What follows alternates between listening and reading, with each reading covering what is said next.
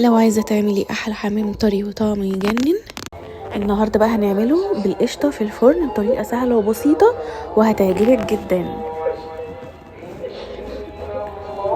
هنا معانا حوالي 4 حمامات، ومعانا هنا فريك منقوع بقاله فترة، ومعانا هنا سمنة، ومعانا التوابل بقى بتاعتنا.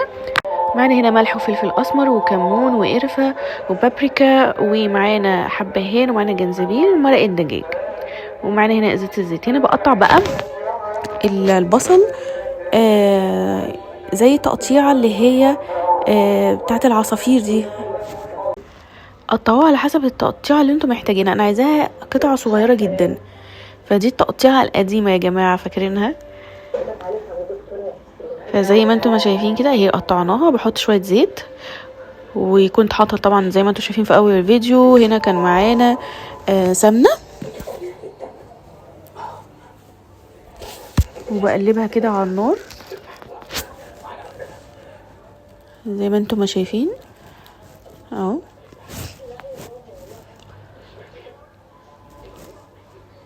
بقلبها لحد ما البصله تاخد لون زي ما انتم شايفين كده، ويكون كمان السمنه ساحت معانا. هنا بخليها لحد ما تاخد اللون. وهنا معانا ايه الكبد والقوانص بتاعه الحمام، بشوحها معاها مع البصلايه، بس بشوحها لما البصله بتبدا تاخد اللون زي الجولد كده زي ما انتم شايفين. وابدا احط التوابل بتاعتي كلها وابدا اقلب كله مع بعض، بديها التشويح. هنا بفرك المرقه الدجاج بتاعتي واقلب كله مع بعض. ده عشان انا بعمل هنا خلطه الفريك بتاعتي.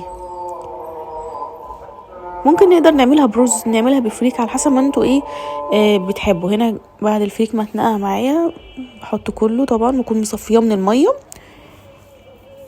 وابدا ان انا هقلب كله مع بعض. هنا نقدر زي ما قلت لكم، انتوا لو مش بتحبوه بالفريك، لو عايزينه بالرز بنفس الطريقه بالظبط، بس ببدل الفريك بالرز، بس يفضل بالفريك، يعني حمام بالفريك معروفه. وابدا اقلبهم كلهم كده تشويحه اهو. طيب بعد ما شوحتهم خدوا لون، ببدا ان انا احط ميه سخنه بحوالي مثلا نص كوبايه ميه، مش بغرقها خالص يا جماعه، انا بس علشان تشرب معايا، تبقى نص سوا كده زي ما انتم شايفين. هنا ما شاء الله، هنا بعد ما اخدت التسويه بتاعتها اللي انا عايزاها، ببدا ان انا افضي الكميه اللي انا هحشي بيها. ما حاولش ان انا احشي في نفس الطاسه، علشان لو اتبقى مني فريك ما يتزفرش من الحمام. هنا بقى كنت بردته شويه، سبته شويه يبرد عشان اعرف ان انا امسكه، واجيب الحمامية بتاعتي واكون مفرغه الجلد منها، وابدا ان انا احشي الاول من جوه ناحيه العظم زي ما انتم شايفين ما شاء الله اهو. وابدا ان انا ادخل عند الرقبه، وعندي من عند الجلد برضو احشي. بس خلي بالكم وانتوا بتعملوا الجلد من اللحمه بتاع الحمامه، الجلد بتبقى رقيقه جدا، خلي بالكم لا تقطعوها، يعني بشويش كده بالسكينه وانتي بتفرغي الجلد عن العظم بتاع الحمام. طيب زي الفل. هنا حشيتها اهي، وبساوي الحشوه بتاعتي، بشوفها محتاجه اكتر ولا لا، لو محتاجه بديها. هنا كنت خلصتها، وابدا اقفلها بالرجلين بتاعتي. طيب ما عرفتيش تقفليها كده، تقدري ان انت تقفليها بخيط زي ما انتم شايفين ما شاء الله حمامتي الجميله ما شاء الله اهي. وابدا اشيل اي زيادات من الفريك اهو زي ما انتم شايفين. قلت لكم اي فتحه ان احنا عايزين نعملها بخيط.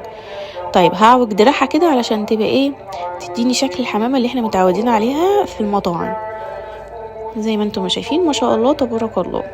وهنا كنت حشيت بقى كل الحمام اللي عندي. طيب بجيب ميه مغليه، اكني بسلق فراخ، ميه مغليه، واروح منزله الحمام بتاعي اهو.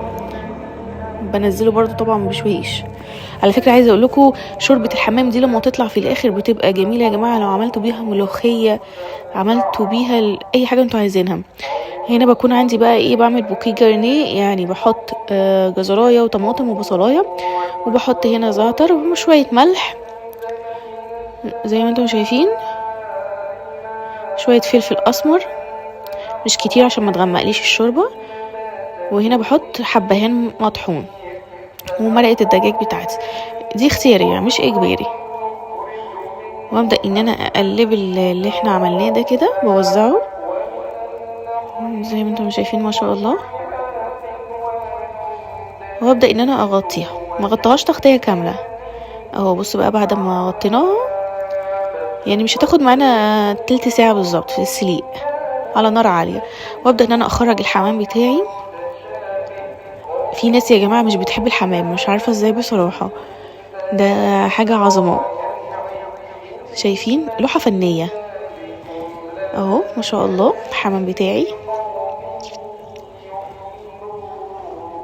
الشوربه دي طبعا مش هتترمي، الشوربه دي هنحتاجها، هنعمل بيها ملوخيه، هنعمل بيها مثلا لو عندنا محشي وهنسقي بيه محشي، فاوعوا ترموها يا جماعه، دي كنز.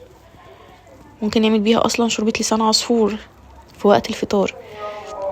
طيب هنا بقى ايه، بعد ما الحمام برد معايا انا جبت قشطه ودهنت الحمام بتاعي وحطيت فرشت تحتيه باقي الفريك يا جماعه اللي فاض معايا. طبعا احنا مش هنقليه في الزيت، احنا هنحطه في الفرن زي ما انتم ما شايفين. زي ما انتم ما شايفين كده. طبعا انا عايزاكي تجربي الطريقه وتقولي لي رايك وتعملوا لي لايك وتكتبوا لي رايكم في الكومنتات علشان يجيلكوا كل جديد. ودي النهايه بتاعتنا يا جماعه، نهايه سعيده.